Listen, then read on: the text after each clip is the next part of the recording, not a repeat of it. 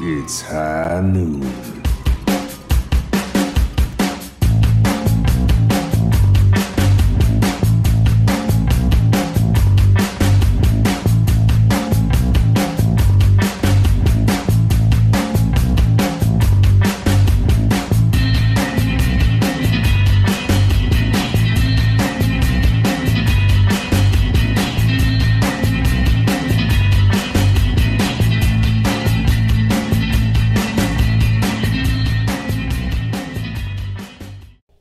Hello everyone, and welcome to episode number 3 of Foul Play, the Fantasy Overwatch League podcast, brought to you by the High Noon podcast and High Noon Productions. I am joined, as always, by the Blevins. How you doing today, buddy?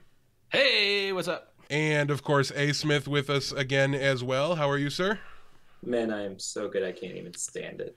He had a good week in fantasy, but we've got plenty to make him feel bad about himself for due to Overwatch League this week. So let's get things started here. We've got some big fantasy news to cover. There was a whole new scoring format was released by Winston's Lab. Now, we're going to run through them really fast, talk about the level of impact that this will have on different leagues, whether or not your league should adopt it, things like that. At the beginning, I'm just going to kind of read what's on their website about it. All existing leagues will default to use the old scoring system. So nothing is going to change unless you choose to actively go out there and change it. The league owner can change the league scoring system until week 3 starts. This is a one-time opportunity. After that, changing the scoring will no longer be possible.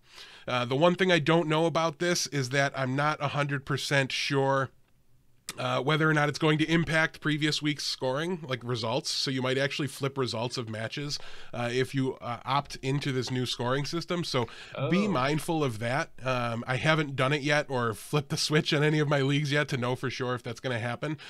We have minimal time to get this episode out on Sunday. Sorry, I just didn't get a chance to do that test. But looking at it here, offense and flex are now going to be combined into one. They're not, or I'm sorry, that's not necessarily true. Flex players have been divvied up into their respective roles that they probably should have had to begin with. So players like Siegel and Dia that were listed as flex are now listed as offensive players.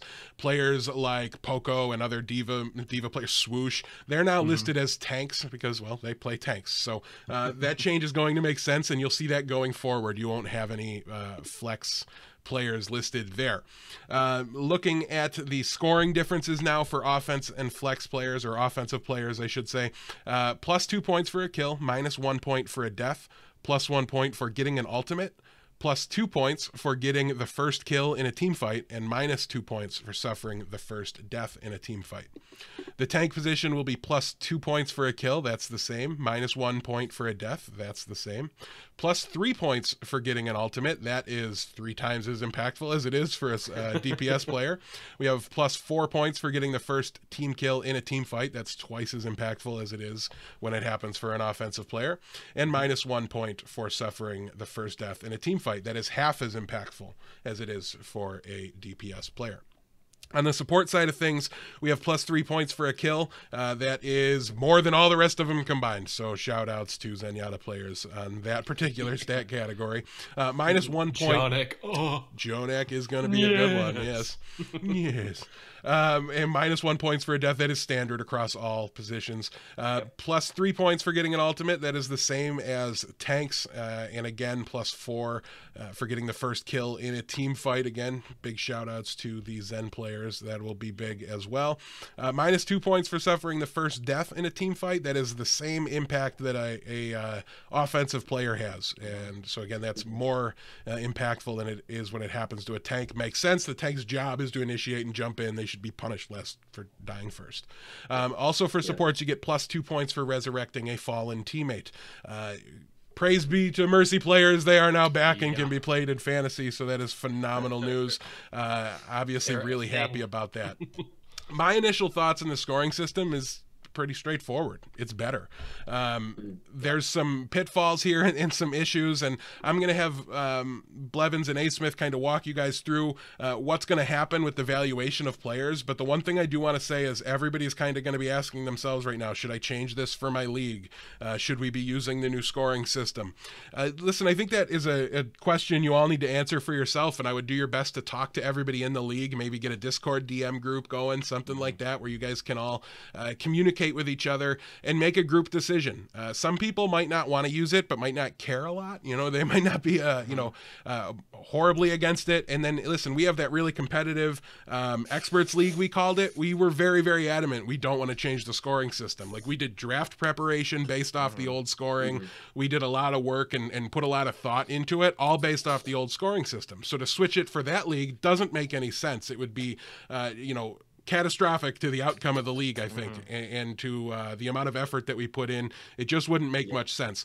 Now, I have a 10-man league that hasn't been a whole lot of fun to me because it just seems like there's not enough people to pick from. DPS. That'll be a lot better now that the flex players are gone and they're kind of folded in. There'll be a lot more options to pick from.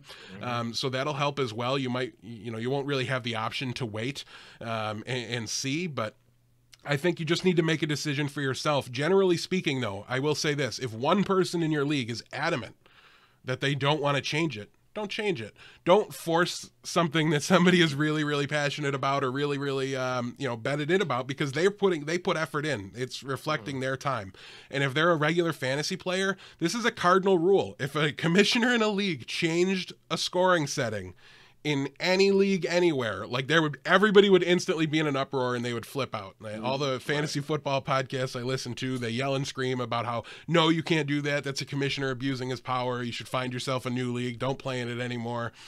So don't force this on anyone. But if everybody wants to do it or everybody wants to try it, go for it. If you want to give it a try, but your league doesn't, start a new league.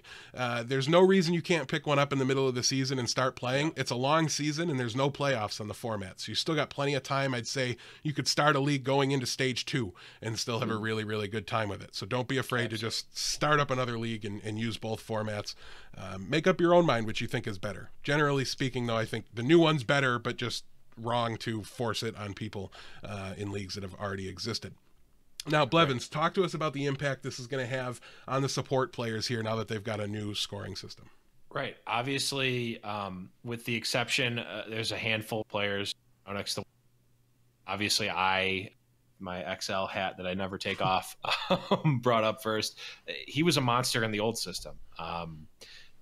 He's going to be even more of a monster now, actually. Now you're going to actually potentially want to play Mercy players, where like before it was like, I would rather, like, if I'm not sure about the Mercy player, or like if they're a Mercy player that's doing poorly, I would rather play someone who's not even in the league right now, and just take my 0 at my support if I didn't have a good support. Now it's like you can actually get some really good points out of Mercies. But obviously they're not going to be getting kills. But they're going to be, I guess that they're still going to be suffering the same amount of negative points for first death in a team fight. But they're going to, like, the 2 points resurrecting a teammate is like, that's huge, right? So every 30 seconds, you potentially can get 2 more points, which is probably going to be better per like 10 minutes played than kills. Well, listen, maybe not. I don't know. Here's an example. Your highest scoring Lucio player under the new scoring format was Neptuno with 253 points. In the old scoring system, he had -5. So it is clearly going to make a very, very big difference in the quality of support play. Kareev also did very, very well. Zebosai did really well. You have players that were kind of splitting their time between Mercy and Zenyatta. I'm looking at you, Boombox. I think he's got some reses here. He has 15 reses on the week. So it's going to make a big deal to the support groupings for sure. Arc is another big one. I think he's who you were talking about before. He had a pretty solid week under the new system. So they have a link up on the Winston's Lab website for how players did in week 2 if they were to have used the new scoring system. Make sure you check that out if you're starting a new league. Asmith, talk to us about the impact of tank players under the new system. Diva is the biggest nerf here, because there's a glitch with the Diva ult. You're having a serious problem here with Winston's get a lot more because there's more points for getting an ult. Winston's get a serious boost here, Winston's and Ryan's, because of that. Your Diva players are going to get seriously nerfed. Now, if your Diva player like Meko plays Roadhog as well and plays more different or Zarya and flexes onto other than Diva, you're going to have a serious problem. Like Cool Matt is a big example of someone who really got hurt because he had 0 ultimates. So that's a big nerf to Diva players and something you want to watch out for. Yeah, Cool Matt, who was a phenomenal pick in the old scoring system. He was the number 2 tank, 130 points overall. In the new scoring system, only gains 8. I mean, we talked about the difference in points. So he has 138 in the new system. He's behind guys like Fraggy, and he's behind guys like Nomi, who are, Reinhardts, who now have, or Reinhardts and Winstons, who now, have a little bit more of a chance to contribute on the scoreboard. So it's going to be really, really interesting to see how this plays out. It's going to reset things a little bit. And one thing I want to point out to you guys is going forward, listen, the old scoring format's not going to be an option next year. We do firmly believe this one is better. Probably season 2 even. Yeah. And starting in season 2, that's not going to be an option anymore. We're going to be shifting our conversation, our point totals, our leaders and feeders, everything we talk about going forward. We'll be using the new point system. But we're still going to be in leagues with other ones. So if you have specific questions about the old format, when you submit them to the mailbag or when you ask us in Discord, just let us know it's the old scoring format. We're all going to have leagues that are still played that way. So we'll definitely be able to answer questions about it. But for the sake of the show, and assuming that more people are going to be playing, and starting late than are playing at the very beginning, I think it's going to be best for us to use the new scoring format going forward. So that's the decision we've made. If you really feel adamant that we should discuss the other one or try to work in both, let us know if there's enough of an outreach about it. We will make a consideration of kind of having a separate conversation or something along those lines, maybe like one sleeper each or something like that of the old format. If it's a really popular idea that you guys want to see stick around. But for the most part, I think it will be best to keep it to the new format. Yeah, I mean, what it boils down to is the new system is better, and if presented both of the systems at the onset of it, I don't think anyone would pick the old system. The problem is only the timing of it and the fact that we have 2 weeks under. But when you look at it like 2 weeks out of all of the weeks of the Overwatch League, like it's really not that much. But obviously you don't want to discount that because we've all put a lot of time into it. But we're going to be focusing on the new system because it's what it's going to be. and it just seems to be better for sure. Yeah, and it'll carry over too. I mean, a lot of the players who do really well in the old format are still going to be doing quite well in the new format. Yes. And now we want to talk here a little bit, like we're always going to at the start of every show, about how we did in our leagues this week. I think Asmith's in 4, I'm in 5. Blevins is in an unknown number, but he won't tell us until he wins in all of them. No. I'm in. Hold on, I got it right here. I'm in a lot of leagues, actually, surprisingly enough, considering how bad I'm doing. A lot is a good number. Yeah, it is. Well, it's probably 5 or 6, but Winston's Lab doesn't want me. Well, as compelling as that is, we'll keep the meme that you'll find out when he wins in every single one across the board. I like that. I'll reveal one every time I win in a week. Asmith, how did you do this week in your leagues? Look, this week was literally the best week I've ever had. Now, granted, you can't take that away from me by my FOWL losing 2 games. So don't take this away from me, but I went 4-0 and I beat Death twice this week. Take that, Death. Blevins, I beat Blevins once in the Expert League, so booyah. And Thor, you beat a dead horse. Congratulations. Well. Congratulations. You know what? I beat everybody, so I am going to hold this over your heads for quite a while. So complete perfect record here. I am basking in the glory. That is fine. We will allow you 15 minutes of doing that without any repercussions. Blevins, how'd you do this week? I got to win. Woo! We're on the board, baby. All right. Besides that, not so great. I had some... Okay, so in Expert League, I first picked Dallas FOWL players. I probably overvalued the DPS from Shanghai. and like I am basically going to be riding the wave of Jonik anywhere. Like he's going to win me games that I don't deserve to win if I get any wins whatsoever. So that expert league has a lot of work for me. And so do a lot of the other leagues as well.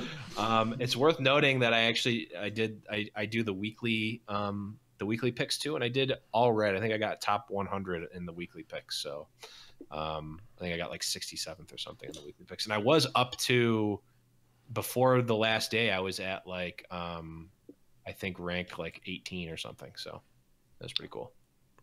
Awesome. Well, as far as myself goes, I did have I have to mention, since Asmith wants to brag, I had a more impressive perfect week than Asmith did, because mine was in Pick'em. I went 12-0, picking every single match correctly in Overwatch. We're not talking about Pick'em in Pick'em. Hey, we're talking about, this is my time. We're talking about whatever I want to talk about, because it's my show. We can throw Pick'em. Yeah, Pick'em is not. It's kind of like fantasy. It's a fantasy sub game for sure. We'll bring it up on occasion. You make your Pick'em picks on the other show. Okay, look here. We do, but I can only rub it directly in your face on this show, so I had to mention it. As far as my traditional fantasy leagues go, I did go 2 for 3 on the week. Again, those 2 losses to Asmith have a bit of an asterisk on them, I have to say. No, they don't. If you weren't aware, there was a bug.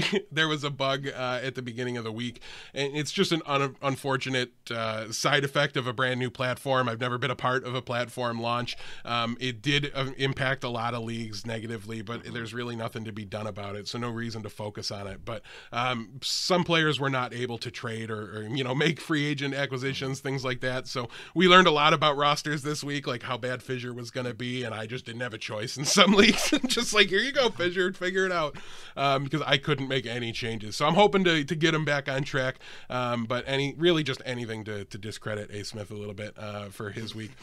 Got to jump on it. As far as the expert league goes, I did come out victorious, 1,053 to 770 against Abnerd from the Fantasy Watch podcast. I had the highest scoring team in the expert league, so you guys got a lot of work to do. I also did take down Croak as my other victory in the podcast battles one from Overwatch today. So shout outs to everybody that I played against this week. Really good job. I know the Bellman got me in one league, one of our listeners. So definitely not my best week, but I'm hoping to bounce back strong. And let's look at who's to credit for my opponents beating me and who's to blame for me losing here as we move into the leaders and feeders from week 2. Again, this is going to be weird because this is going to be on the old scoring format. Obviously, their point totals, we don't have them from the other one. We're not going to talk about the fictitious scoring format that wasn't used, but going forward, this will use the more standard, the new standard scoring system. Let's start with the tanks and the leaders from the tanks. Asmith, give me one of the tanks that was a leader this week. One of the tanks that was a leader this week was Kumat. He's a personal favorite of mine because I have him in multiple leagues, and he really helped carry me on to victory. Put up 130 points. Most of those points, 91 of those points, in fact, were in Dallas. He was the second against Dallas. So he's the second ranked tank this week, and he tore it up compared to what he did last week. Blevins, who is your tank leader for the week? Yeah, so I had Fate on my team.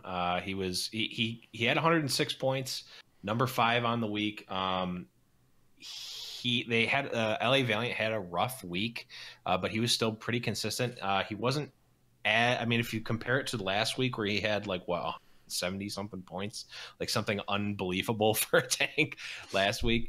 But here, 100 points for a tank in the old format is still definitely going to be a good showing.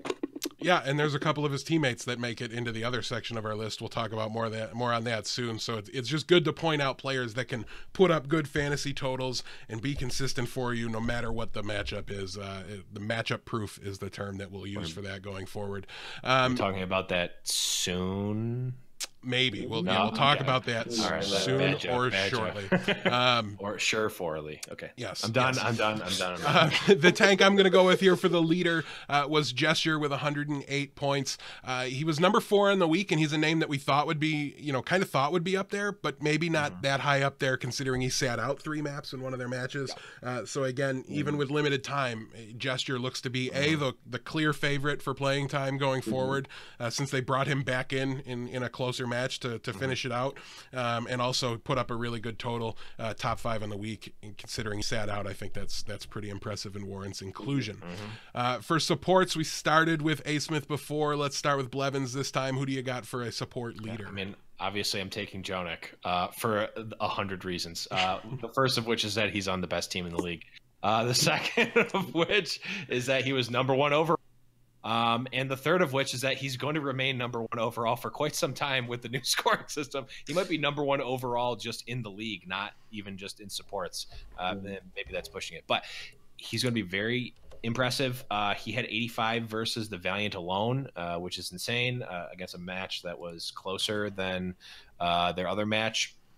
He's just going to be that good, and it's going to be interesting to see if and when we see players that are going to get to that level on the support side. We have very good DPS players, but we haven't, he literally has a whole other category for him. It's like non-Jonik supports did this much damage. So just amazing. Definitely a really, really strong player. I'm going to take the next one since, I've got my guy. He was my sleeper for the week. And when your sleeper shows up on the leaders list the next week, you done made a good choice. I'm going to go with Raucus here. He had 74 points. He was the number 4 support player on the week, put up 53 of those points against the Shanghai Dragons. Really honest, in all honesty, and Asmith, earmuffs if you don't want to hear it. Houston dominated both matches this week, and it was not even something I expected to happen necessarily. Like, I expected the Dallas match to be really well fought and close. That wasn't the case. So, it was great to see him put up that big total, and it was closer than the Shanghai matchup was, to be fair. They put up a fight in Dallas. It was just they got beat pretty soundly. But yeah, so in a big matchup, and this is something that's important to note, maybe not even for Raucus so much as just the flex support player that goes against the Shanghai Dragons is going to have the ability to put up a solid point total, especially in the old format. Asmith, who you got for supports this week? For supports this week, I got Neko, a guy who I was touting last week and people were seriously doubting he would do well.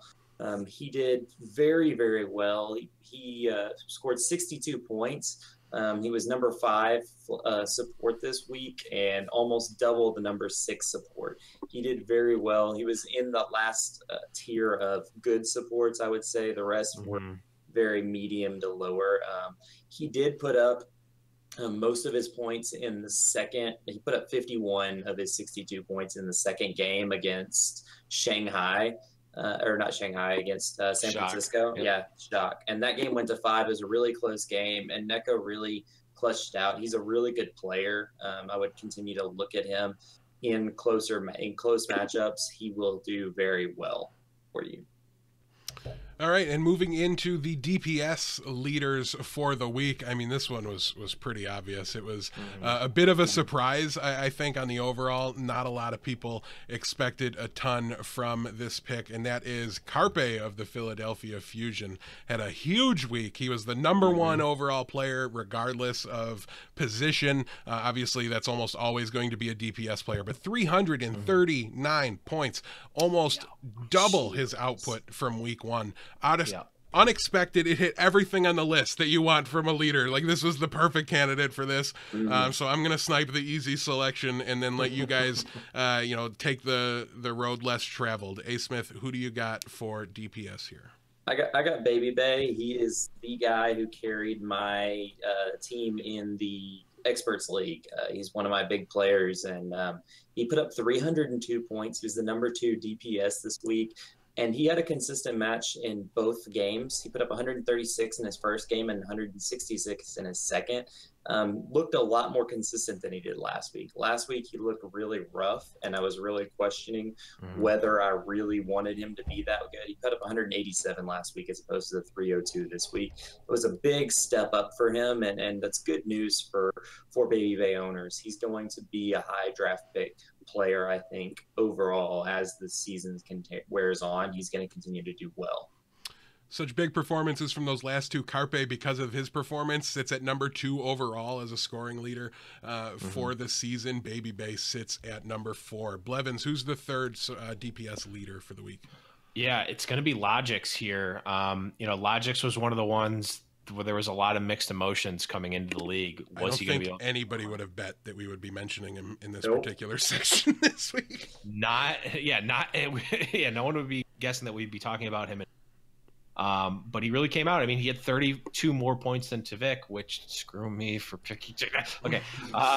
But this is really, I mean, he's one of those players. I mean, all of the Mayhem players are the players where, like, if the team starts to come together and they can actually start being competitive in games, they're one of the teams that's like at the bottom tier right now. But if they can push into that middle tier, it's actually better than if you're a Seoul Dynasty, a New York Excelsior, where like you're just crushing teams. Like I'm imagining New York Excelsior versus Shanghai Dynasty is not going to be a high point scoring game for a lot of the Excelsior teams because they're going to win on the first point in all 4 maps. So there's not enough time to get points. The fact that they are playing 100% of the time and they're potentially a mid-tier team, or they can be a mid-tier team, they're going to go to 5 more often against the other mid-tier teams, and they're going to have all of the playing time. And if they're at that tier, that means that Logix and Tvik are both performing and getting there. And it seems like Mayhem is really figuring out, like, okay, we don't need to play Logix on Tracer all the time. Like we're over that part. Let's put him on heroes that he's actually doing well at. Yeah, it seems like they're slowly figuring that out. I mean, it's impossible in this meta to completely never run Tracer, but when possible, it seems like they're starting to move him off to good effect here. I don't know. There's still not a team I'm buying in on, but if I can buy in on them a little for fantasy, I'm happy to. Taking a look at the flex players here that were leaders this week. Asmith, start us off with your flex pick. My pick was going to be Maniton. I think he did so well this week. He played a lot of Roadhog, and that really helps your flex tank position. Maniton put up 138 points. That put him at number 3 flex player this week. Just did really good. Tore up Shanghai when they played him. Playing Shanghai for Florida is a good thing fantasy-wise. You want them to play Shanghai almost every week, but, it can't happen. So what you going to do?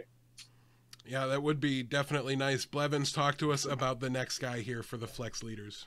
Yeah, so it's going to be POCO here for a lot of people.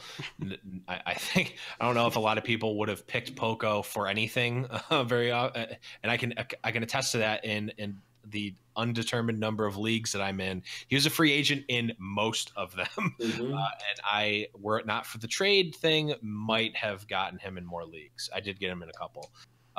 So that's awesome. Honestly, if you would have asked me going into this week, I would have probably put him in Douse the Flames last week. Just because it's like, okay, he came out, he was amazing. Like, never really heard of him before. Definitely not going to continue it. And he did. Like, he's actually just that good. So definitely, if he's still open or if you can get him, I would definitely go in on POCO right now.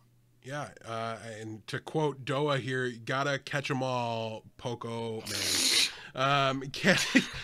In all seriousness, though, just a phenomenal. Like, he's surgical with his self-destruct placement that gives him value that a lot of divas I don't think have. Makes him a pretty safe point total.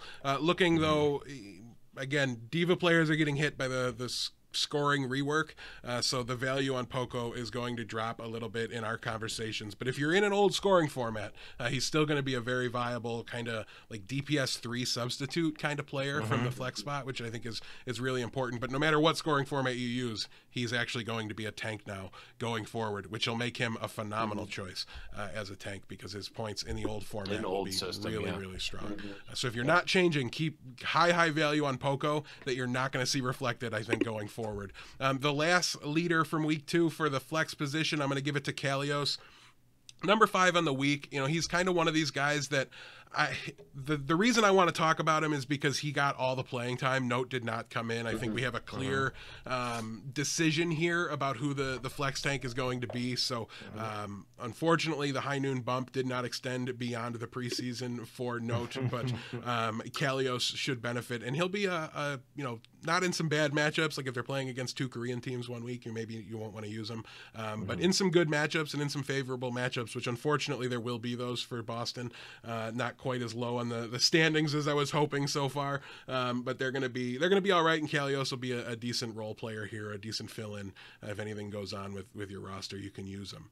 Let's take a look at the feeders from week 2. Asmith, I'm gonna sit this one out because we've only found 2, as we had a very small pool to choose from. But what do we got here for feeder tanks from last week?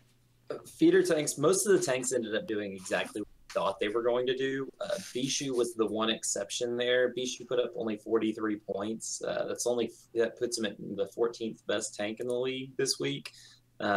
He just he didn't survive as long as we thought he was going to survive. He did 16 points in the second matchup they played against, and it was rough for him. I think he'll bounce back, but he just did really bad. Just really bad this week. I feel sorry if you played him. Yeah, Blevins, take it over. Talk to us about the second feeder for tanks in week 2. Yeah, the second one's going to be Miro. I don't think a lot of people would have expected. The biggest reason here is he just didn't play. He didn't play against Florida. So like, it's another one of those things where like, I feel like I personally have been attacked by this, where like, I pick a player, then they either don't play or they, get banned from the league or, et cetera, et cetera. I mean, you could even argue, although he probably wasn't expected to get many points, you could put XQC on this list too for, we'll be talking, everyone's going to be talking about that forever, so we don't need to go into it. But, Miro was like going into the league and going into the preseason, like, okay, Miro is like a year ago, he was like the definition of like great player that we can't even imagine how good they are.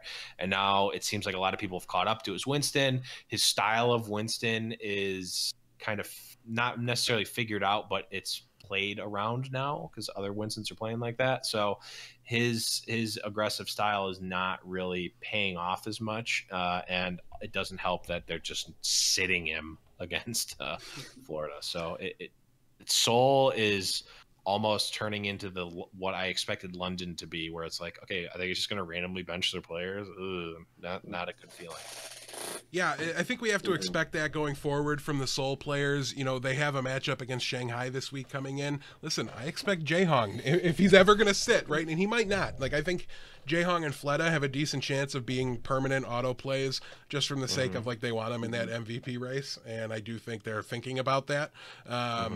So I don't know if Jaehong's ever going to sit. He's going to sit this week against Shanghai, and we need to expect guys like Miro, like Kuki's probably going to play against them, and that's going to be a little bit rough. But especially when they have 2 strong matchups, I think we can count Miro across the board. And until we know for sure, like we don't have enough data, I think, to call it a pattern or to say with too much confidence that he's going to sit. He might have just been sick or something. Right. I would just keep playing him for the most part until we have enough data going forward. Like just kind of lean on talent if it's questionable. If it's got Meko and Miro, yeah, play Meko. Okay, but I think you can still play Miro with decent confidence. Right. And the one thing to note about that is that if you're playing in the system, I mean, a lot of flex players that were flex players are now tanks, so it's possible that you can find a better option now. That's true. Yeah. I would probably play POCO over him, for example. Looking, though, at the feeders on the support side of things from last week, Blevins, start us off. Talk to us about who was feeding on the support play. Yeah, I'll take this one because I don't know if Asmith has the heart to talk about I'll do it. I'll do it. Okay, fine. Fine. I'll go with here. He had 0 points. Sorry, you cut out a little bit, Shaz. What did I say? Oh, you just cut out. Shaz. Yeah, you're good. You did, but you cut out. Yeah, Shaz. He was number 18 on the week. Shaz and Big Goose are, lauded as one of the best support combos in the league. And he had negative 14 points against New York, which, they got dominated by New York, so it's not out of the question. Shaz is probably quick. He is doing better in the new system as all the supports are. Yeah, he got a significant bump he went from 0 to 117 points. So keep that in mind if you're using a new system. But for last week, really not what we expected him with 0. I mean, going against New York, going against Seoul, going against London, teams where you might get dominated in one of those like lower tier, maybe mid tier teams. It was definitely in the old system. It's going to be scary playing questionable supports. In the new system, 117 points is still just fine. Yeah, I believe it was 122 in the new scoring system, but nonetheless, pretty close. Looking at the support that I'm going to select as my feeder for the week, I'm going to go with Unco. Wish Unco had 0 points like Shaz. He ended up with -3. He was number 23 on the week. He put up a -15 against London. And the reason I'm pointing this out is these mid-tier teams, right? Even the Houstons, I would say Dallas right now, the LA teams, San Francisco, Boston, all these teams, you don't want to lean on their flex supports when they're going against tough competition in Korean teams. If the DPS is the best aspect of the opposite team, especially and if it's a dive-centered team, I think you're going to really want to stay away from the flex support. As a Zenyatta player, I can promise you're the prime target. You're what they're aiming for. You're what they want to land on. You're going to first def a good amount if your team is going to lose as a flex support.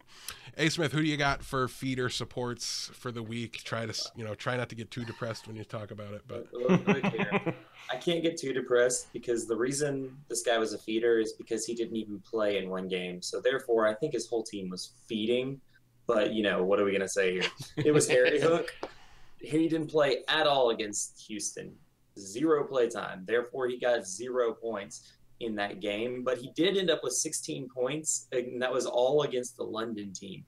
So even though the team struggled, Harry Hook did very well in terms of fantasy points. 16 fantasy points for a flex support's pretty good against the team that they lost to, and it was a full Korean team. And the main reason Harry did so well was because he went Bastion and played Soldier some too. And Harry's got that flexibility that I think he'll be able to play, and he'll be able to do well if they just play him, which I have no idea why they didn't. Dallas, I'm looking at you feeders. Definitely some thonkers of roster choices for Dallas this week, especially in the first match, though I do have confidence going forward that they've got it figured out, if for no other reason than some of their options were taken away from them. We'll talk a little bit more about that going forward. Let's, however, take a look at the feeders on the DPS side of things. Listen, I think I doused the flames on him last week, so I'm going to take Soon here. He had 121 points, and he was kind of looking like he might be in that, top end. Like, I think he was the #1 overall player last week.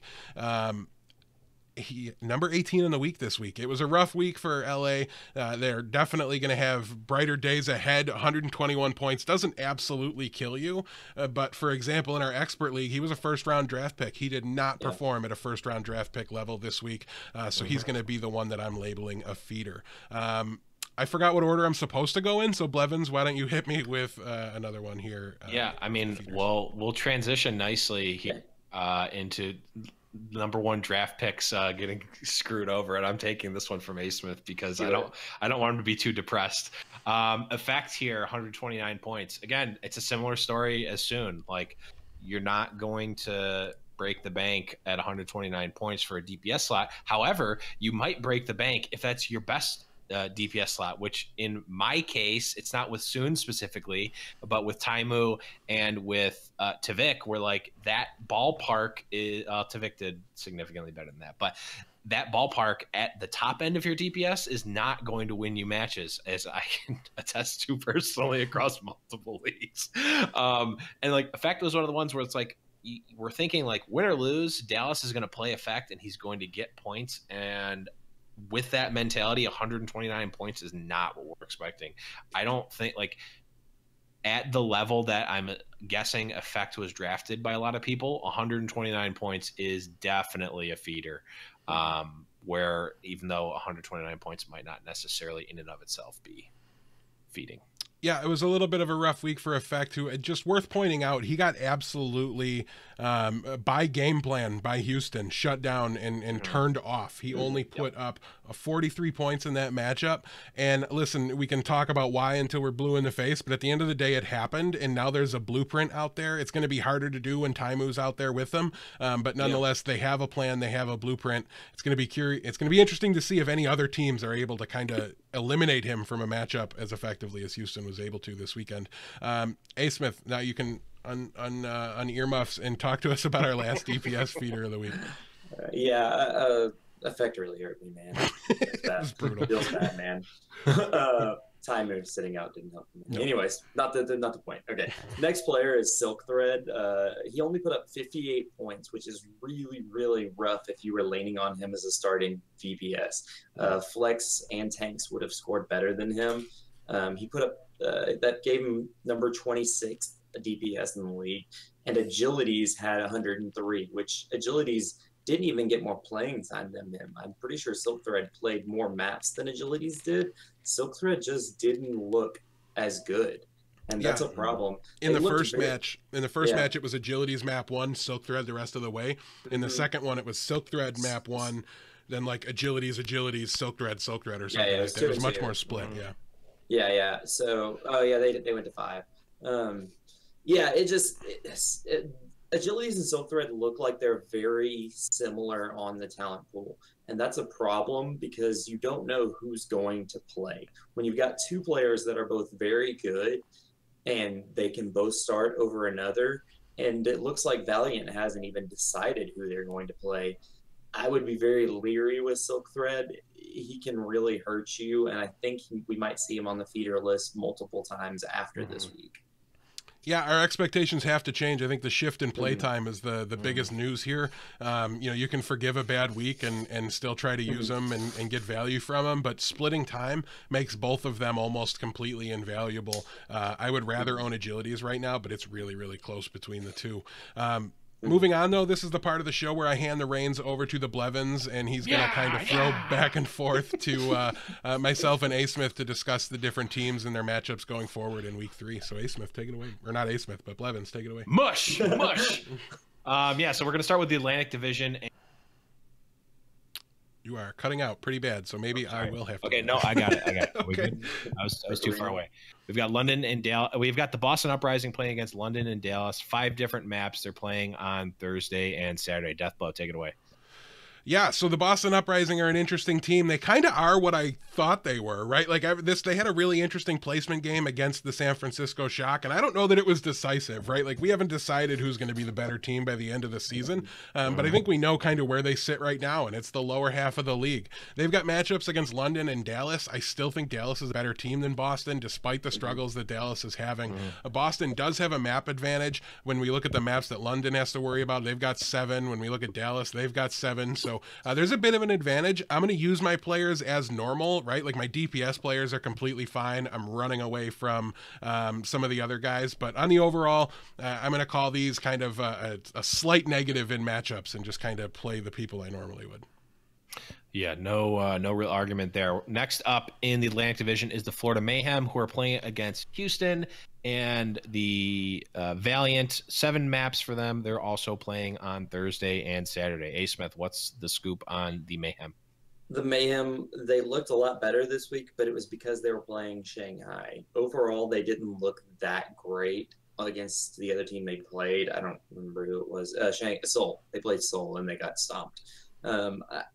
They're playing Houston and the Valiant, who are both 2 teams that look just below Korean tier. You have Korean tier, and then you have just below that, and it's them. And then you got way down here, you've got Florida, and then even further below, you've got Shanghai. And Florida, these are not good matchups for them. Do not expect Logix to pop off like he did and be in the leader group like we had him last time. These are both negative matchups. Your supports are probably going to get hurt, especially in the old format. Yeah, definitely not good matchups for them. Moving on, Death will throw you the Houston Outlaws. against the Mayhem and the Gladiators. They've got 6 different maps also playing on Thursday and Saturday. And of note, versus the Mayhem, they're playing on Junkertown and Horizon. Well, that was a note for me to use, not for you to steal and take away from me. But no, I mean, one thing I do want to point out here was, did you hear the just like heartbreak in Asmith's voice when he had to say that Houston was like right below the Korean teams? Anyways, a big week here for my Outlaws, and they've got what I view as 2 positive matchups here coming up. They've got Florida, which is I think an obvious easy one, and then a Gladiators one that I think is far from in the bag. I mean, I don't view this as an automatic at all. The Gladiators are an impressive team. What they're able to do and the indecisiveness they're able to kind of present to the other team with only 1 additional player. Like, they only have 7 people, and you're like dying to know what supports they're going to use. Is it going to be 3 DPS, stuff like that? But on the overall, I'm very happy to use any of my Outlaws players here. If for no other reason than, like you said, Junkertown and Horizon are their best 2 maps. I think they might be the best Junkertown team in the Overwatch League. And it's probably pretty close with New York and Seoul on Horizon Lunar Colony. So when they have both of those, and by far their easier matchup, I think they're going to be able to rack up a good amount of points on those 2 maps specifically, and in that matchup against Florida to make all of their players fine plays. With maybe a couple exceptions. It's going to be really interesting to see how Bonnie does with the new scoring format. I'm really interested in seeing how that works out. But on the overall, a good week coming up for Houston. I think they should be able to keep the train rolling in here, and for fantasy purposes as well. I think fire them up, no issues. Hey, Death, will we see any subs there? I really don't think. I mean, you're going to see the support subs, but I think those days. I mean, it's a legitimate question you have to ask, because in 50% of the sample size, they've definitely been doing it. But I think that those days are kind of behind them, right? Like, I think they learned that lesson in week 1, and I think that Dallas learned it in week 2, and somebody might learn it in week 3, and I don't know. I don't expect any subs outside of the support situation, where Boink's going to come in for control and take Bonnie out, and then Bonnie will come back in for non-control maps. I mean, I think the one thing I'll add here is I think that given you want to use your subs when you have garbage time, there's a chance that we see the Clockworks of the world playing against Florida.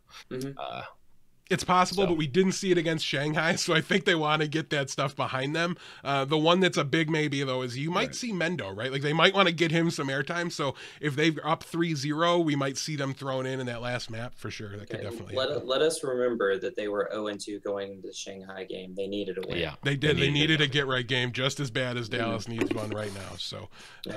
Yeah, I could definitely see going into map 4 at 3-0 for Houston. We see Clockwork and Mendo. I wouldn't be surprised at all.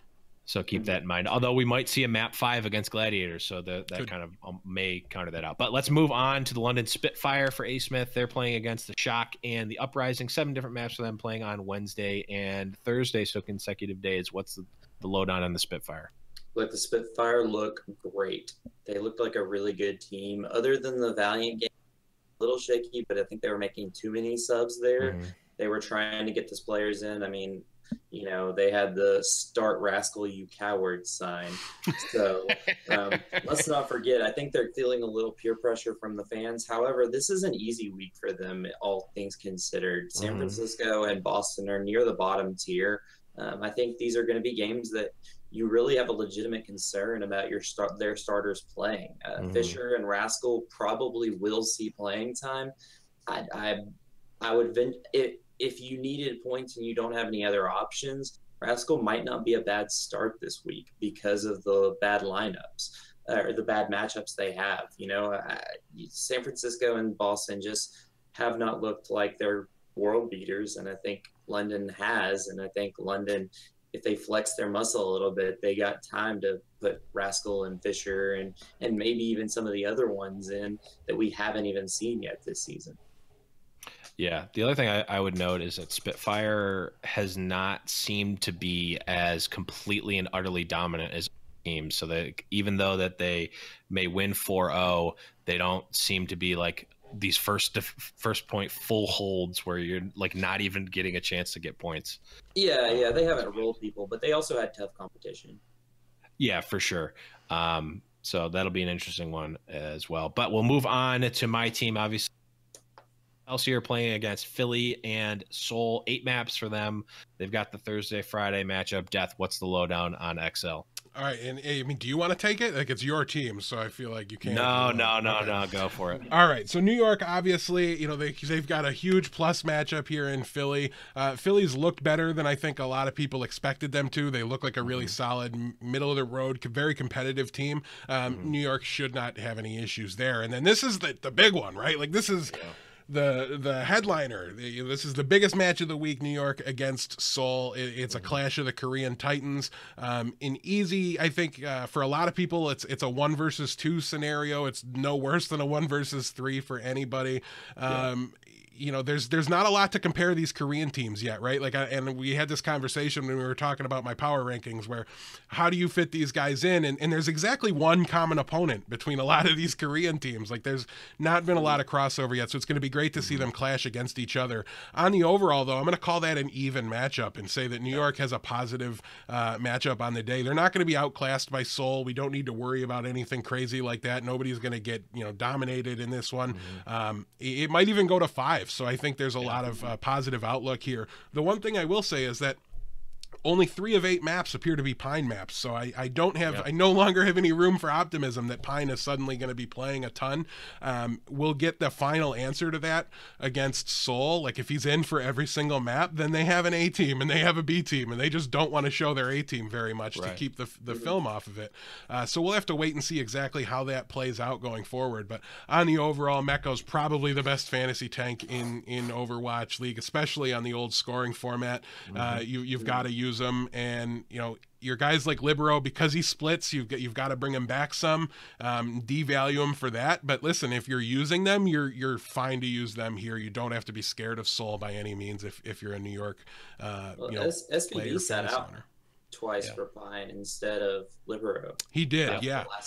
So it kind of drags all of their values down slightly, which is unfortunate. But like I said, if you're planning to use them, fire them up with confidence. I don't think you have to worry too much about any of them. They're going to continue to fill the same role they've been filling for you over the last 2 weeks. They are, all the DPSs are very good second string DPS for your team. And obviously Mecco and Jonik are like top 5 overall picks with the new system. So keep that in mind. But last team in the Atlantic Division is the Fusion. They're playing against the New York Excelsior and Shanghai Dragons. They've got 8 maps, the Thursday, Friday matchup. Asmith, what do we see here for the Fusion? You see a great matchup, and then you see a matchup that's going to be really tough. Philly has been a very hot or cold team lately. We don't know exactly what's up. They're kind of streaky. They looked great against Houston, and then they looked awful against one of the Korean teams. I think it was, I want to say it was London that they looked really bad against. I don't have the schedule in front of me, but here's the good news. When they're playing Shanghai, they're going to get their fantasy points, and they're going to get them good. They can't really take Carpe out because Snillo is the backup, and he's too young. So I expect Carpe to be in the whole time. I wouldn't be surprised if you see the Israeli player, I want to say his name is Eco, EQ. I think it's pronounced Echo. Echo? Okay. Yeah, they have Echo. You might see Shadowburn come out if they're rolling Shanghai. But New York looks like a very tough matchup for them. I would say they're in that tier of just below Korean. Now, I actually think New York's better than London at this current time. I got the New York as a really good team. They've looked really strong and consistent, and I think it's going to be a negative matchup. But there's a possibility it could end up going to 5 if Philly shows up and Carpe and Shadowburn are popping off and Fraggy's not just feeding, then you could really see him doing really well, and this could be a really good matchup this week with Philly players. Yeah, as much as I think it's a very favored matchup for XL, I am never going to be confident when I'm playing against Carpe and Shadowburn as anyone. So moving on to the Pacific Division, we've got the first team of the LA Gladiators. They're playing against the crosstown rival, the Valiant, as well as Death, your team, Houston. 7 maps for them Wednesday and Saturday. What do you got for them? Yeah, so this is, I feel like they have, I think I'm alone in this, and they very well might change my mind by tomorrow when we do our picks for for the main show here. But as of right now, I honestly kind of like LA as very, very slightly over the Valiant right now, the Gladiators over the Valiant, that is. So, but on the overall, that's kind of just a wash matchup to me. They're probably back-to-back in my power rankings. I don't have them handy to know for sure. They're really, really close. That's going to be a phenomenal match with a good chance to go into extra time. Against Houston, I do expect them to lose, but it's going to be close. They're not going to get blown out. This isn't a scenario where you need to worry about, is Shaz going to get punished into the ground or anything like that. Right. You know, they're probably going to struggle. The DPS for Houston has been performing really, really well. But on the overall, I do think you can use them. So it'll be really interesting to see how LA plays out. I think the biggest question a lot of people have is how are the DPS going to be, you know, divvied up? And on the overall, I think we just have to assume that they're, you know, low-end DPS 2s to high-end DPS 3s and use them if we need to. And just know they're never going to play 100%, but they're all going to play more than they're not going to play. On the overall, I think is how it goes. Yeah, I think they're in a similar situation as the New York DPS. Yep. Happy to play him second, not happy to first pick him. Moving on, Asmith obviously Closer to FOWL playing the Dallas FOWL playing against the San Francisco Shock and Boston Uprising. 7 maps for them. They close. It's worth noting they close Friday and then open Saturday. So what do you got for the Dallas FOWL here? Also, if you're superstitious, they're both away games for Dallas. Just wanted to throw that out there. Ooh, boogeyman. Nah, get out of here with your superstition. Throw that in the garbage. This is get right week for Dallas. They know what they did wrong. They looked a lot better against London afterwards. This is their get right week. This is their double win week. This is the week that you see Time Moon Effect flex their muscle, and you will see a lot better from Dallas. Kai is getting a lot of flack, and he knows he's got to start his studs and do well. He knows that his back is against the wall. An 0-4 start is not acceptable in terms of Dallas fans. Dallas fans are mad, and rightfully so. They had a good team, and right now they just haven't looked anything like that. After that last game, the London game, they started to look a lot better, and expect to see this week as a get right week for Dallas. And these are both very positive matchups for them. I say they win these next 2, and I say your fantasy players get a lot of points. Yeah, I'm hoping. I first picked Taimu, so hopefully he actually plays. Same, I got to agree with you there. But moving on, we got the San Francisco Shock playing against the London Spitfire, and like we said, the FOWL. Only 5 maps for them. They've got the Wednesday, Friday schedule, so pretty easy on that side. But Death, what do you got for the Shock? The Shock, I mean, basically take everything that was just said about Dallas and flip it on its head going the opposite direction here. I think they're going to have a pretty tough go of it this week. It's not going to be a great week. This isn't a team that I think is going to do what they kind of flashed the ability right in the preseason that made us think maybe they're a little bit more than what meets the eye. And I think a lot of that had to do with that they got to play on Dorado. Okay, Dorado really seems to be a map that they understand. They have a very good grasp of, and I think they're at their best on that map. And I think it's very important to note that they play on Junkertown twice this week. So even they're not even going to get that one map where I think they have like a really strong game. I'm anticipating a pretty bad game across the board. I'm still willing to use Baby Bay, but he's not going to be the DPS 1 he performed at this week. I think he's going to be more a DPS 2 to 3. You know, you can use the guys you're kind of forced to use. Right, like don't drop a whole tier in skill or you know, scoring point scoring so far. Don't throw a Hail Mary and play somebody that might get playing time because they're going against Shanghai. But on the overall, you've really got to lower expectations for the Shock and stay away from their tanks. You know, Nomi did well in the new scoring system, but again, I think he's going to have a pretty rough week this week. Yeah, not looking easy for the Shock. But we've got also the LA Valiant Gladiators and Florida Mayhem. 6 maps for them. Wednesday, Saturday schedule. What do you got for me, Smith?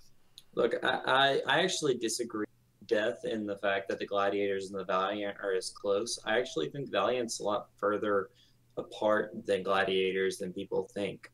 Gladiators they've looked good, but they haven't looked great. Valiant has looked great, and they haven't really looked bad, to be honest. Mm-hmm. I mean, they took London to 5 maps. They took a draw off of New York, and that's why I think New York's a better team, by the way.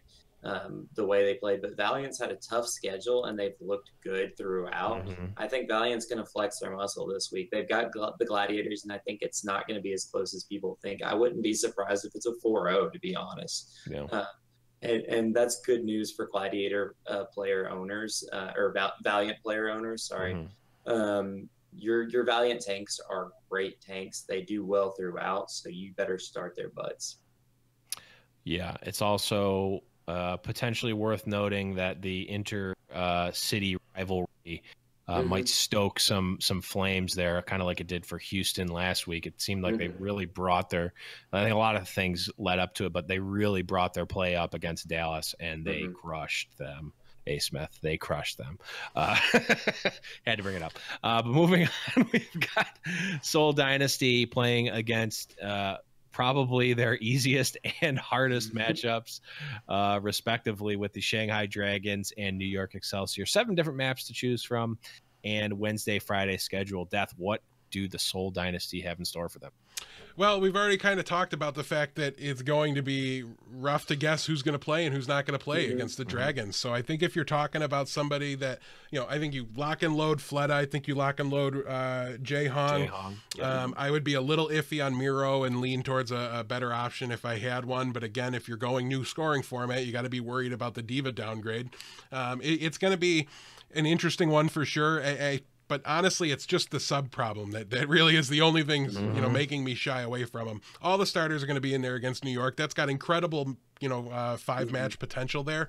So on the overall, listen, if I have a Seoul Dynasty player, he's probably, I'm trying to think, I'm blanking on the name. Munchkin, their kind of default second DPS player. He's been losing some time lately, and he might to Shanghai, but if I've got him as my DPS 2, he might be a DPS 3 this week, but I'm not going to find somebody better to bring in over him to force Munchkin completely out of my lineup.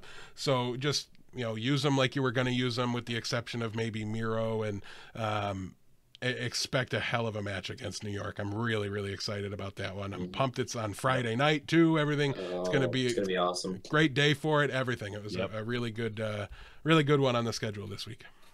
Yep. But moving on, last and also least, we've got the Shanghai Dragons playing against Seoul Dynasty and Philly. 7 maps, Wednesday, Friday. Smith, what can we possibly expect from the Shanghai Dragons? Losing. You can expect a lot of losing by the Shanghai Dragons, and your fantasy teams that have those players will probably also lose because they provide nothing right now. Shanghai has looked desolate. They've looked barren. They've looked sad. Their players look like they want to cry when they're playing. It's not a good thing. And they have a very tough road ahead of them. They've got Seoul and Philly, 2 teams that are playoff, one that's almost a playoff lock and the other one that's a playoff contender. These are going to be rough weeks for Shanghai. Don't start him if you got him. I mean, Dia and Undead both put up very little points. I'd almost consider putting a tank or even a support maybe over them. I mean, you have to be a really good support, but in the new system probably will change everything there. But old system, don't start him.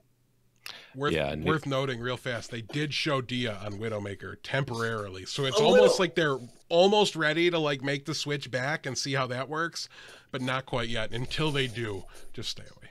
Yeah, and Undead had flashes of good, like a little. There'd be like a little flash of, oh, Undead's actually pretty good, and you kind of think if Undead and Dia weren't on this team and they were on other teams, they'd probably do a whole lot better. Yeah, there's a greater conversation to have for another show about Shanghai and why they're not performing. But for now, I know I'm feeling the crippling hurt of picking Undead before the dead last round and having to start him last week. Well, not having to, but choosing to. Mistake. You chose poorly. Yep. But that's the end of my reign here. I mushed you guys along through, but we're going to pass it back over to Death Me take the grabbing reins the again. reins, taking them back. Okay, so now we're going to take a look and move forward and discuss the sleepers here. These are guys that, maybe didn't do good last week, or just guys that we expect to exceed expectations. And a lot of this is going to be us looking at the new scoring system and trying to project forward who's going to look really, really good. So as always with the sleepers here, if your sleeper did better last week, you get to go first. Blevins, that means you weren't here last week. You got a 0 across the board, which actually might not have been worse than some of our picks, to be perfectly honest. But I didn't check. You didn't submit, so that's worse than a negative. You're going to go last on all of them. For tanks, however, Asmith did outperform. I'm not going to keep track of who we picked last week because it's ancient history, but Asmith, lead us off with your sleeper tank. I see you're dipping back into a familiar well. I'm going back into the Fraggy well. Fraggy turned it around this week. He looked a lot better fantasy-wise, and the new system really rewards Fraggy a lot more than the system does. And I think if we're going by the new system from now, Fraggy looks really well. And the matchup, they're playing Shanghai, and they don't have another tank because Sato's banned. So Fraggy's playing, he's not getting subbed out, and he's playing against Shanghai, which I doubt he'll get picked off nearly as much. Therefore, they get a lot better points wise, even though they do play the Excel. I think the Shanghai boost that he's going to get will be enough to really be a startable option for you. All right, my pick here is going to be iRemix. It was, I believe, the number 7 scoring tank in the scoring system from last week. Like if you use last week's stats to project the new scoring system, I believe he was number 7. I think he's going to continue to do pretty well. And listen, I mean, part of this is I think LA's more evenly matched with the Gladiators are more evenly matched with the Valiant. They're both LA, can't use that. But yeah, so I think it's going to be really, really close. Both of their matchups are not ones where I expect stomping, so I think they're going to do really well. And I think he was a tank that was really kind of on the back of a starter for a lot of people. And I think the new scoring system devaluing the divas is going to really bring him up and force him to maybe be a top half player. So I'm going to highlight him in what might be the last time, because if I'm right, he might be considered a top 5 going forward. Blevins, who do you got? Yeah, I got Gamsu here from the Boston Uprising. He is a player that benefited greatly from the new scoring system. He actually ended up with more points than POCO, and definitely not the same sort of star-studdedness. So he's the type of player that I bet if you look at your free agent list, there's a decent chance that he's there. As well, Boston Uprising, like we mentioned, they have probably definitely a negative matchup against Spitfire, and then who knows if Dallas comes back here, they might have a negative matchup. But if they don't, I think it could very potentially go to 5 maps, and win or lose, 5 maps is going to be good. So I'm picking Gamsu here. I think that he's probably going to be easier to pick up than a lot of other tanks, and B, they've got at least decent schedule this week. Yeah, worth noting, the guy that was trying to force me to trade for Gamsu through peer pressure on this episode, who was that? Oh, yeah, it was Asmith. Ended up dropping him just to free agency, and then I was able to scoop him back up. Whatever your reasoning, I now own Gamsu and didn't have to pay a dime. You're welcome. So, yeah, I guess that you get credit for that. For what it's worth, using the new system, Gamsu had more points than Muma last week, just saying. Yep. Yeah. So I win on that round as well. They also had an easy schedule. Look who they play next week. And I like what you said about Dallas, if for no other reason than it makes me just kind of rub A. Smith's nose in it just a little bit more. Listen, we all think Dallas is going to rebound, but I think we all thought that this week, going into this week as well. So definitely can't treat it like a guaranteed lock and load going to happen, that they're suddenly going to be. Did we think they were going to rebound this week? They had Houston and London. We know they had tough matchups, but they were the overwhelming favorites in the pick'em against Houston. That was like 77% or something like that. People did not expect what happened this week to happen. There's no denying that. Bench timing. All the excuses in the world don't make any difference to the scoreboard. You're in 11th on the standings. So moving on, let's talk about the support sleepers going into week 3. I will do no such thing. It's my show. I literally can't. Looking at the supports, I won with Raucus as the top support. I only remember because it was my pick, so I'm going to say it. He had a really good match against who, Asmith? Anyways, we'll talk about Neptuno. The resurrection points are going to be big here for support players, and when we look at how these guys did, the following players scored fewer points than Neptuno. Ryuje Hong. We've got, well, Zebo Sai is not a surprise, but he did really, really well too. Anyways, there's a list of them. I don't want to go through this list because it's going to spoil a bunch of people that are going to be sleepers for other guys here. But I'm going to go with Neptuno. I don't expect any problems with Dayfly. He did come in for that one match, but I didn't go very well at all, and they don't seem to want to go back to him. So I'm going to say Neptuno's locked and loaded, ready to start for you in the new scoring system. Who do you got, Asmith? Look here, I have the get right player, the player who was also benched during the Houston game, Mr. Harry Hook. Okay, Harry Hook is a great player. He's going to be there unless they're just lost their dang mind. They are not going to bench him again this week. They've got a good schedule, good get right week for them. I think Harry Hook should flex some muscle. I don't know if they're playing Junkertown. I haven't seen the map schedule. But if they're playing Junkertown, give them even more points because that means Harry will be on the Bastion getting a lot of points. But I think over in total there, I think Harry's going to have a really good get back week. He did really poorly this week. He was the 10th support this week in the old system. I think he's going to be a lot higher. I venture to say he'll be on our leader list next week.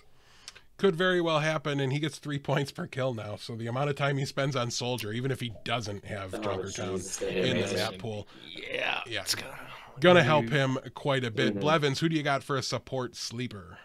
Yeah, so I've got Bonnie, or Banny as half of the casters call him. Pretty much I'm using the same criteria here. You're probably going to be able to find him on your free agent list because he's had at least, I'm pretty sure he had negative points last week because I had him and I was upset with him. I could be wrong. Or not last week, the week before, week 1. He is benefiting greatly, obviously, from the new scoring system, being a Mercy player. Negative 20 week 1. Negative 20. So there, check your free agency list right now. Probably there. Pick them up. The Mercy scoring boost. And then also Houston has a very favorable week in both of their matches. So I think that's 3 for 3 on my checklist for sleepers. Yeah, definitely a good choice. Drastically improved. I don't have the numbers handy for how he did under the new system, but one of the Mercy players that'll get a lot of benefit. Only real downside to him is he spends a little time out of the lineup, but he should be fine overall. 106 points with the new system last week. Gotcha. So definitely an improvement there. Taking a look at the DPS side of things, I don't even remember who I picked, but I won. So I'm going to get to start us off here.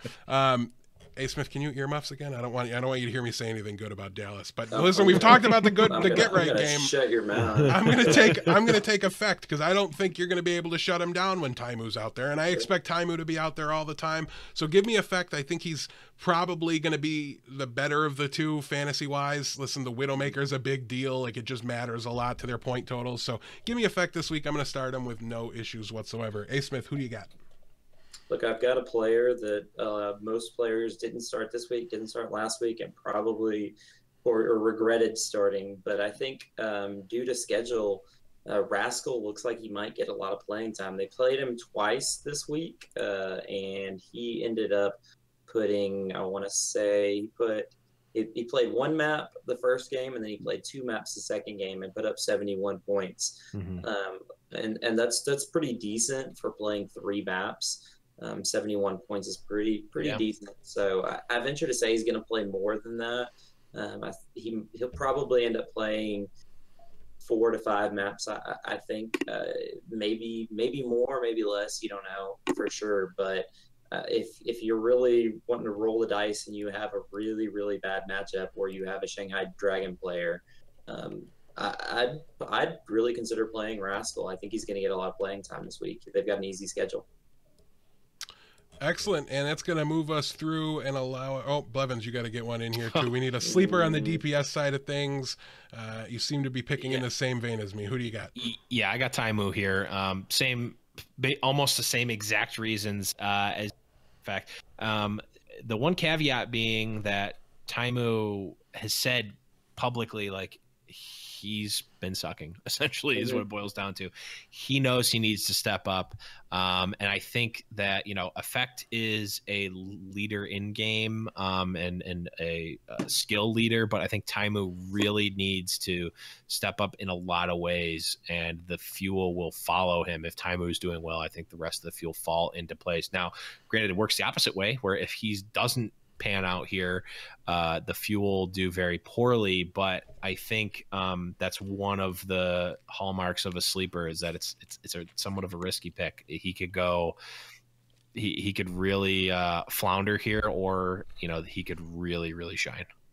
All right, now it's time to douse the flames on some players that had some big weeks in week 2, and we're expecting maybe to have a little bit of a regression here in week 3. Let's start off with tanks. Asmith, who do you got to douse the flames on? Look, I'm going to douse the flames, and only because I think it's a playing time issue. I'm going to douse the flames on Gesture. You saw more Fisher this week, and that could be good news, especially since they have an easier week for Fisher owners, but that could be bad news for Gesture owners.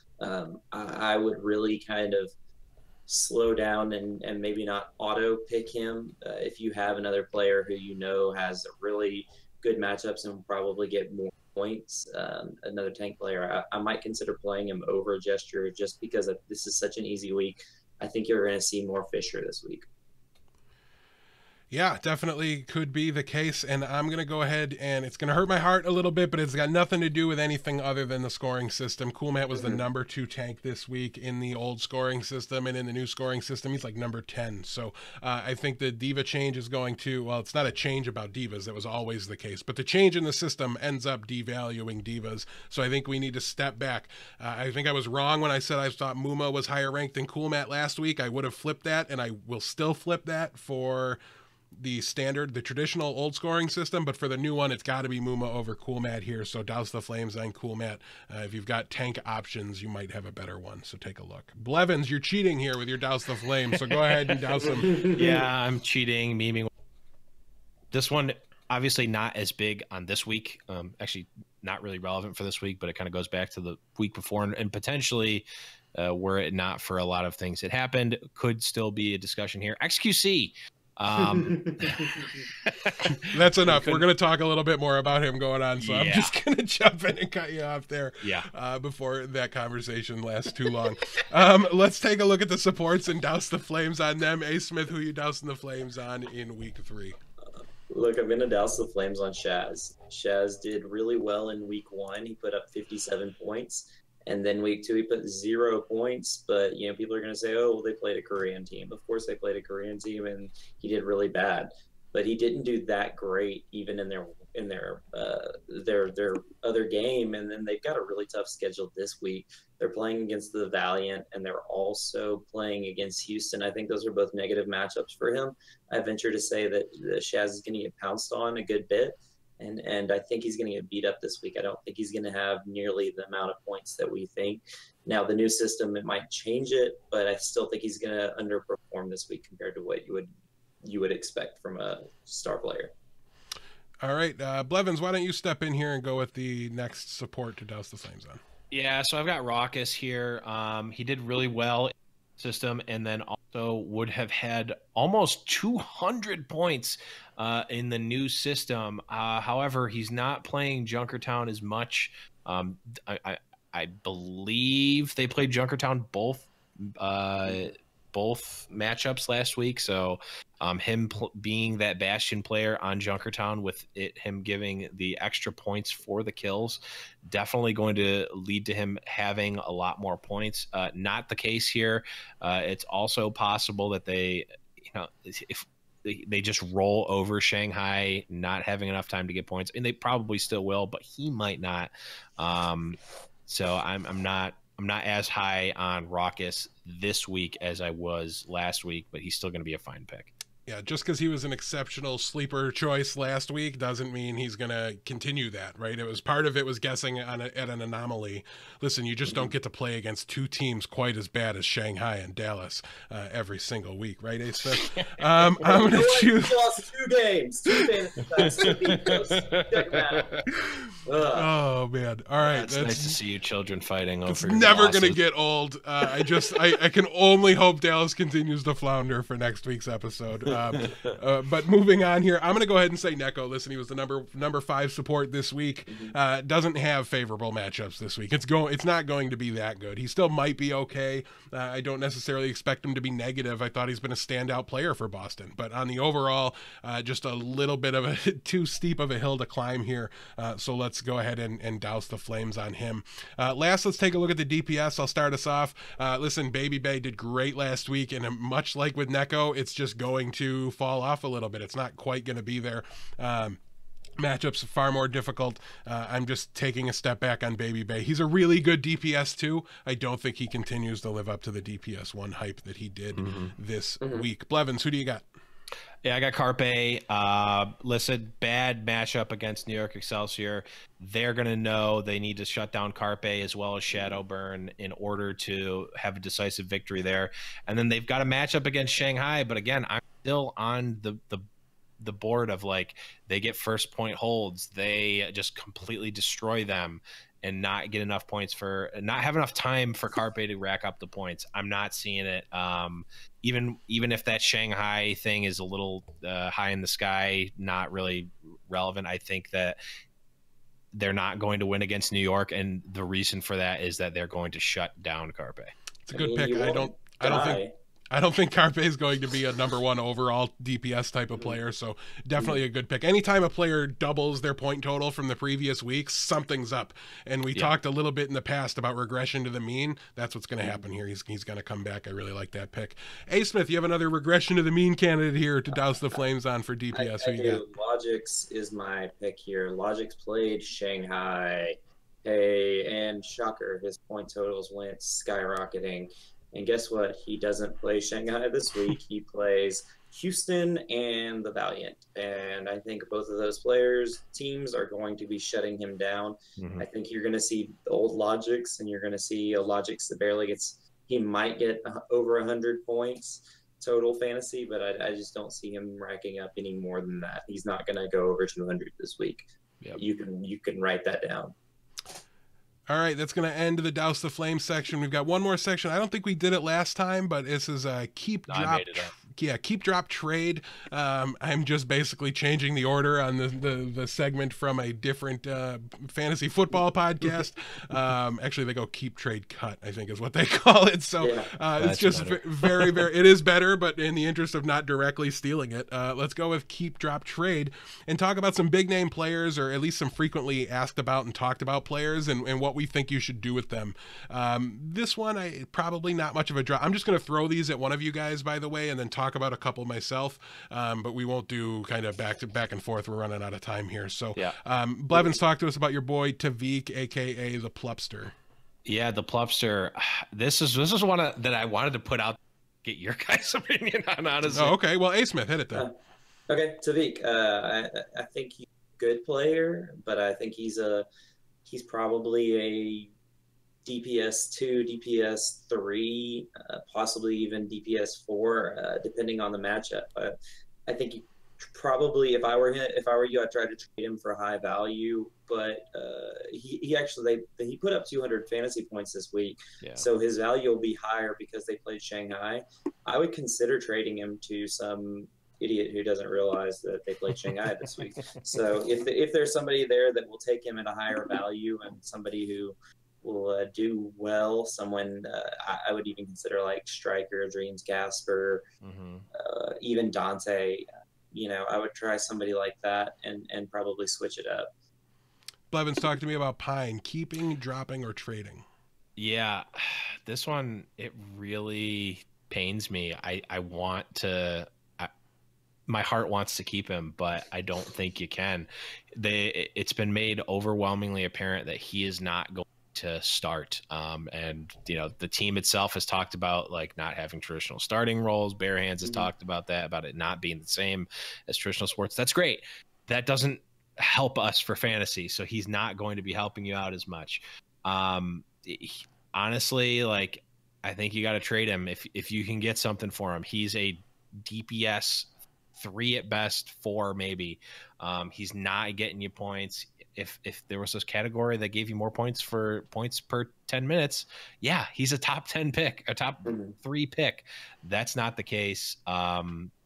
He is the unfortunate casualty of how the scoring system works. So I'm trading, or potentially maybe not drop him, but I'm definitely trading him, and maybe depending on the size of the league, dropping.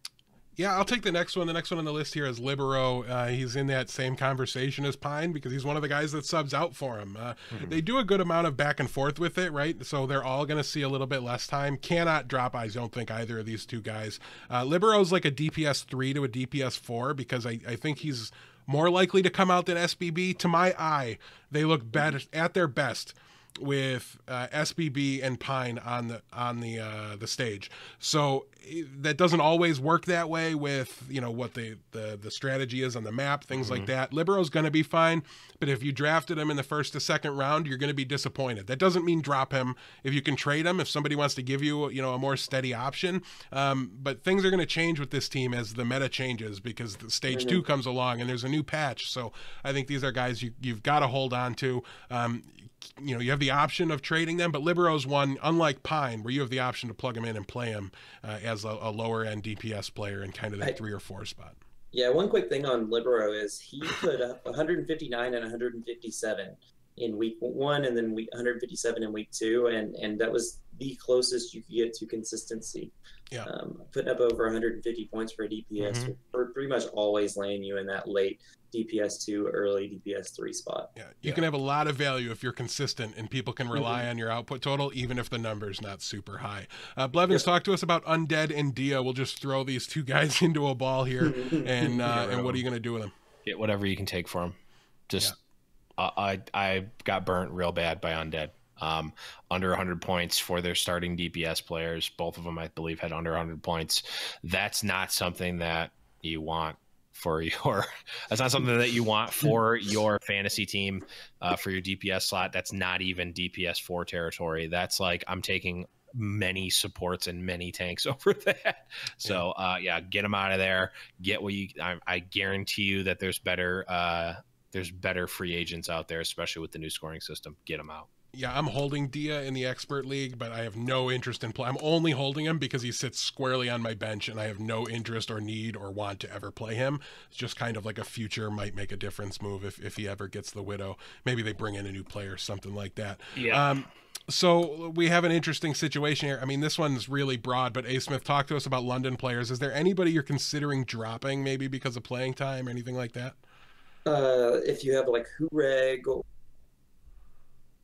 the other players who don't even play, I don't know. The London players you haven't seen, I'd probably drop them. Other than that, Birdring looks like he is the consistent force, and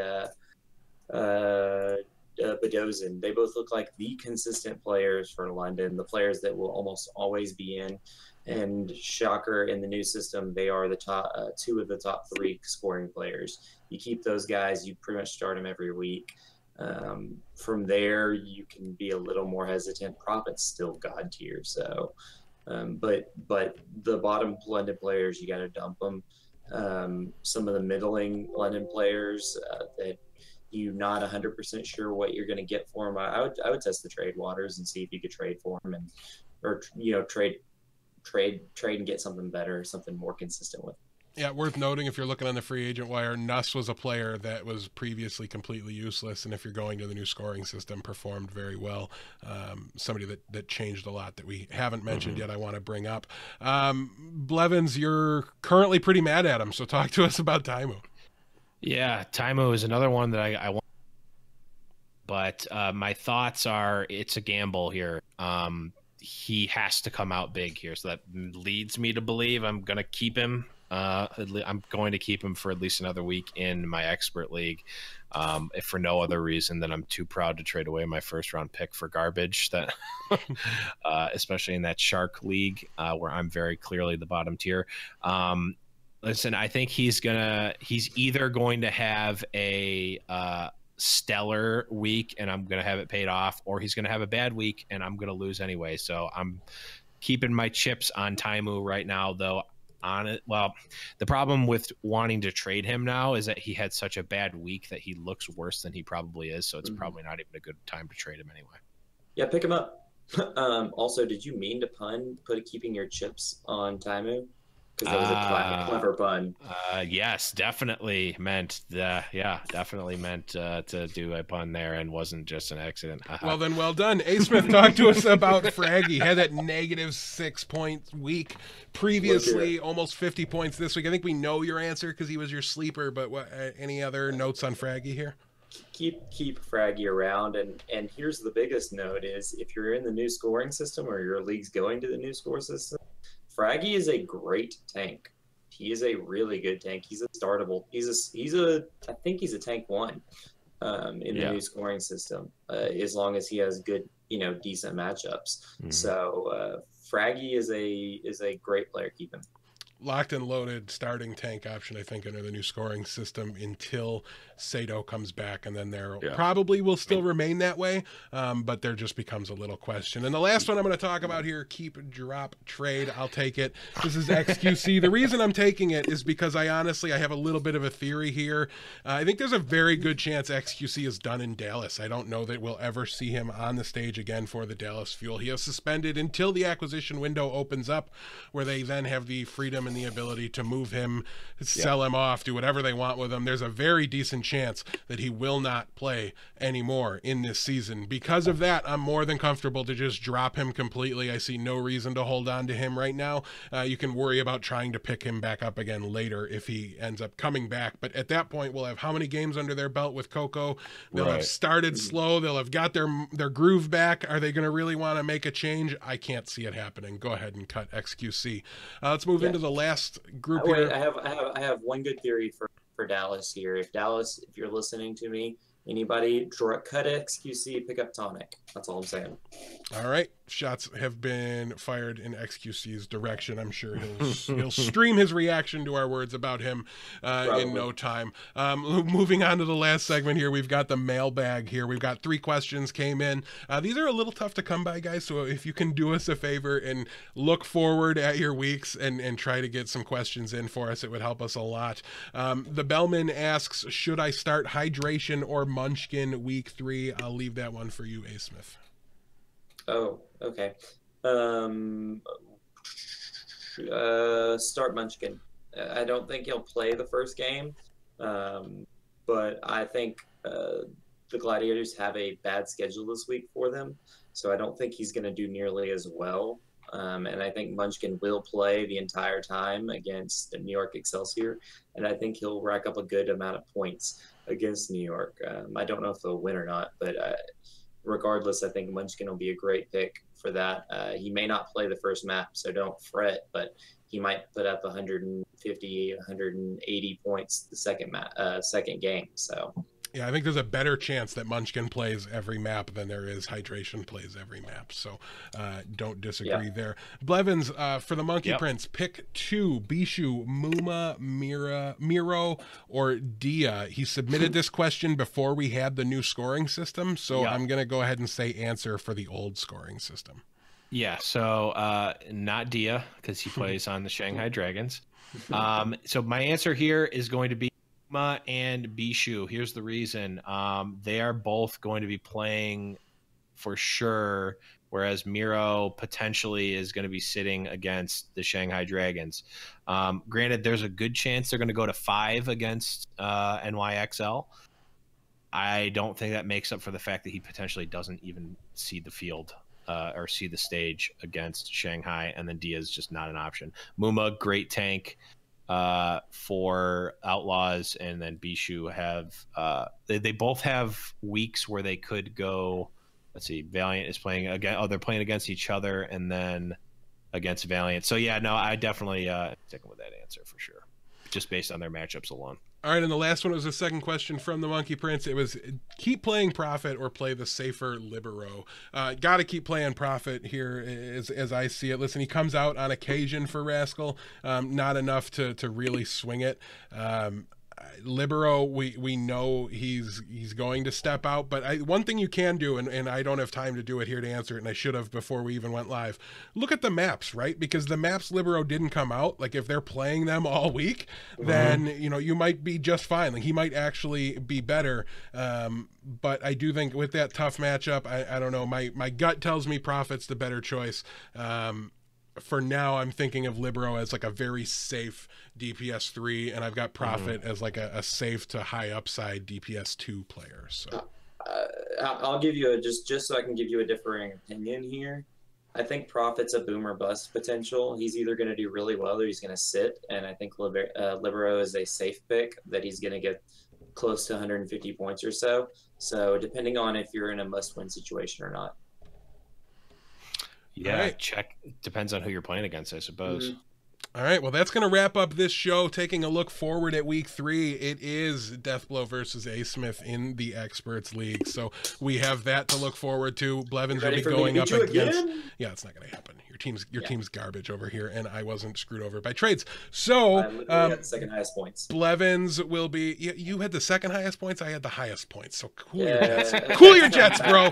Cool your jets. Blevins is going up against Blazin' Bob, so that should be a good matchup as well. We will fill you guys in on what happens every week in our Experts League. There also might be a second Experts League with a new scoring system that we'll be talking about as well. So we might have another cool round of drafting. If you want to see a live draft take place, that very well might happen. So follow us, twitch.tv/High Noon Podcast to see that. For Asmith, for the Blevins, thank you all so much. You can follow the show on Twitter at HNP Fowl Play, FOWL Play.